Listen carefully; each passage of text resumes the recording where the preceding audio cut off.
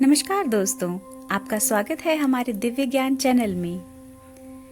आज हम चर्चा करेंगे उद्धव गीता के बारे में। इसमें वे प्रश्न सम्मिलित हैं जो श्री कृष्ण जी से उद्धव जी ने पूछे थे और संभवतः है वे प्रश्न आप ही पूछना चाहते हैं। उद्धव गीता। उद्धव बचपन से ही सारथी के रूप में श्री कृष्ण की सेवा में रहे, परंतु उन्होंने श्री कृष्ण से कभी ना तो कोई इच्छा जताई और ना ही कोई वरदान मांगा। जब कृष्ण अपने अवतार काल को पूर्ण कर गोलोक जाने को तत्पर हुए, तब उन्होंने उद्धव को अपने पास बुलाया और कहा, प्रिय उद्धव, मेरे इस अवतार काल में अनेक लोगों ने मुझसे वरदान प्राप्त किए, किंतु तुमने कुछ भी नहीं मांगा। अब कुछ मांगो, मैं तुम्हें कुछ देना चाहता हूँ। तुम्हारा भला करके मुझे भी संतुष्टि होगी।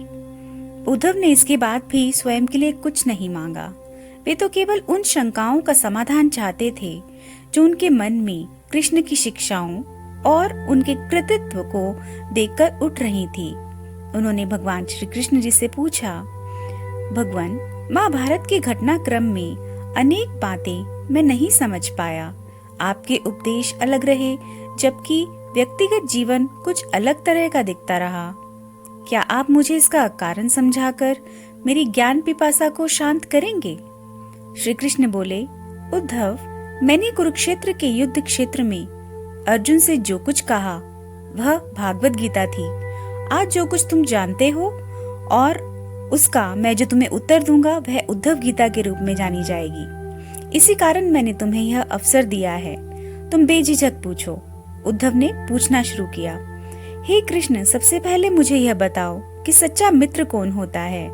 कृष्ण ने कहा, सच्चा मित्र वह है जो जरूरत पड़ने पर मित्र की बिना मांगे मदद करे। उद्धव बोले, कृष्ण, आप पांडवों के आत्मीय प्रिय मित्र थे। आजाद बांधव के रूप में उन्होंने सदा आप पर पूरा भरोसा किया। कृष्ण, आप महान ज्ञानी हैं। आप भूत, वर्तमान व भविष्य के ज्ञाता हैं, किंतु आपने सच्चे मित्र की जो परिभाषा दी है, क्या आपको नहीं लगता कि आपने उस परिभाषा के अनुसार कार्य नहीं किया? आपने धर्मराज युधिष्ठिर को जुआ खेलने से क्यों नहीं रोका? चलो ठीक है कि आपने उन्हें नहीं रोका, लेकिन आपने भाग्य को भी धर्मराज के पक्ष में भी नहीं मोड़ा।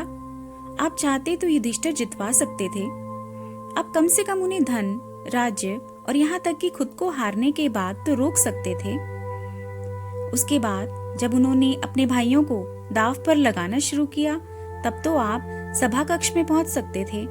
आपने वह भी नहीं किया। उसके बाद जब दुर्योधन ने पांडवों को सदैव अच्छी किस्मत वाला बताते हुए द्रौपदी को दांव पर लगाने को प्रेरित किया और जीतने पर हारा हुआ, तब सब कुछ वापस कर देने का लालच दिया। कम से कम तब तो आप हस्तक्षेप कर ही सकते थे। अपनी दिव्य शक्ति के द्वारा आप पासे धर्मराज के अनुकूल कर सकते थे। इसके स्थान पर आपने तब हस्तक्षेप किया जब द्रौपदी लगभग अपना शील खो रही थी। तब आपने उसे वस्त्र देकर द्रौपदी के शील को बचाने का दावा किया। लेकिन आप यह दावा भी कैसे कर सकते हैं? उसे एक आदमी घसीटकर हॉल में लाता है और इतने सारे लोगों के सामने निर्वस्त्र करने के लिए छोड़ देता है। एक महिला का शील क्या बचा? आपने क्या बचाया? अगर आपने संकट के समय में अपनों की ही मदद नहीं की, तो आपको आपात बांधव कैसे कहा जा सकता है? बताइए, आपने संकट के समय में मदद नहीं की तो क्या फायदा? क्या यही धर्म है? इन प्रश्नों को पूछते पूछते उद्धव का गला रुंध गया और उनकी आंखों से आंसू बहने लगे। ये अकेले उद्धव के प्रश्न नहीं हैं।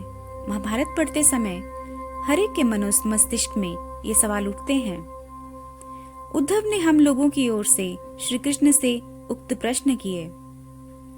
भगवान श्री कृष्ण मुस्कुराते हुए बोले, प्रिय उद्धव, यह सृष्टि का नियम है कि विवेकवान ही जीतता है। उस समय दुर्योधन के पास विवेक था, धर्मराज के पास नहीं। यही कारण रहा कि धर्मराज पराजित हुए। उद्धव को हैरान परेशान देखकर कृष्ण आगे बोले, दुर्योधन के पास जुआ खेलने के लिए पैसा और धन तो बहुत था, लेकिन उसे पासों का खेल खेलना नहीं आता था। इसलिए उसने अपने मामा शकुनी का द्युत क्रीड़ा के लिए उपयोग किया। यही विवेक है। धर्मराज भी इसी प्रकार सोच सकते थे और अपने चचेरे भाई से पेशकश कर सकते थे कि मैं उनकी तरफ से खेलूंगा। जरा विचार करो कि अगर शकुनी और मैं खेलते तो कौन जीतता? पासे के अंक उसके अनुसार आते या मेरे अनुसार? चलो इस बात को जाने दो। उन्होंने मुझे खेल में शामिल नहीं किया, इस बात के लिए उन्हें माफ किया जा सकता है। लेकिन उन्होंने विवेक शून्यता से एक और बड़ी गलती की, और वह यह है कि उन्होंने मुझसे प्रार्थना की कि मैं तब तक सभा कक्ष में ना आऊं जब तक कि मुझे बुलाया ना जाए, क्योंकि वे अपने दुर्भाग्य से खेल मुझसे छुपकर खेलना चाहते थे। वे नहीं चाहते थे मुझे मालूम पड़े कि वे जुआ खेल रहे हैं। इस प्रकार उन्होंने मुझे अपनी प्रार्थना से बांध दिया। मुझे सभा कक्ष में आने की अनुमति नहीं थी। इसके बाद भी मैं कक्षा के बाहर इंतजार कर रहा था कि कब कोई मुझे बुलाता है। भीम, अर्जुन, नकुल और सहदेव सब मुझे भूल गए, बस अपने भाग्य और दुर्योधन को कोसते रहे। अपने भाई के आदेश पर जब दुशासन द्रौपदी को बाल पकड़कर घसीटता हुआ सभा कक्ष में लाया, द्रौपदी अपने सामर्थ्य के अनुसार जूझती रही, तब भी उसने मुझे नहीं पुकारा। उसकी बुद्धि तब जागृत हुई जब दुशासन ने उसे निर्वस्त्र करना प्रारंभ किया। जब उसने स्वयं पर निर्भरता छोड़कर हरि हरि अभ्यम कृष्णा अभ्यम की गुहार लगाई, तब मुझे उसके शील की रक्षा का अवसर मिला। जैसे ही मुझे पुकारा गया, मैं अविलंब पहुंच गया। अब इस स्थिति में मेरी गलती बताओ। उद्धव बोले, कान्हा, आपका स्पष्टीकरण प्रभावशाली अवश्य है, किंतु मुझे पूर्ण संतुष्टि नहीं हुई। क्या मैं एक और प्रश्न पूछ सकता हूँ? कृष्ण की अनुमति से उद्धव ने पूछा। इसका अर्थ यह हुआ कि आप तभी बताओगे जब आपको बुलाया जाएगा। क्या संकट से घिरे अपने भक्त की मदद करने आप स्वतः नहीं आओगे? कृष्ण मुस्कुराए। उद्धव, इस सृष्टि में हर एक का जीवन उसके स्वयं के कर्मफल के आधार पर संचालित होता है। ना तो मैं इसे चलाता हूँ और ना ही इसमें कोई हस्तक्षेप करता हूँ। मैं केवल एक साक्षी हूँ। मैं सदैव तुम्हारे नजदीक रहकर जो हो रहा है उसे देखता हूँ। यही ईश्वर का धर्म है। वाह वाह, बहुत अच्छा कृष्ण। तो इसका अर्थ यह हुआ कि आप हमारे नजदीक खड़े रहकर हमारे सभी दुष्कर्मों का निरीक्षण करते रहेंगे। हम पाप पर पाप करते रहेंगे और आप हमें साक्षी बनकर देखते रहेंगे। आप क्या चाहते हैं कि हम भूल करते रहें, पाप की गठरी बांधते रहें और उसका फल भुगतते रहें? उलाहना देते हुए उद्धव ने पूछा। तब कृष्ण बोले, उद्धव, तुम शब्दों के गहरे अर्थ को समझो। जब तुम समझकर अनुभव कर लोगे कि मैं तुम्हारे नजदीक साक्षी के रूप में हर पल हूँ, तो क्या तुम कुछ भी गलत या बुरा कर सकोगे? तुम निश्चित रूप से कुछ भी बुरा नहीं कर सकोगे। जब तुम यह भूल जाते हो और यह समझने लगते हो कि मुझसे छुपकर कुछ भी कर सकते हो, तभी तुम मुसीबत में फंसते हो। धर्मराज का अज्ञान यह था कि उसने माना कि वह मेरी जानकारी के बिना जुआ खेल सकता है। अगर उसने यह समझ लिया होता कि मैं प्रत्येक के साथ हर समय साक्षी रूप में उपस्थित हूँ, तो क्या खेल का रूप कुछ और नहीं होता?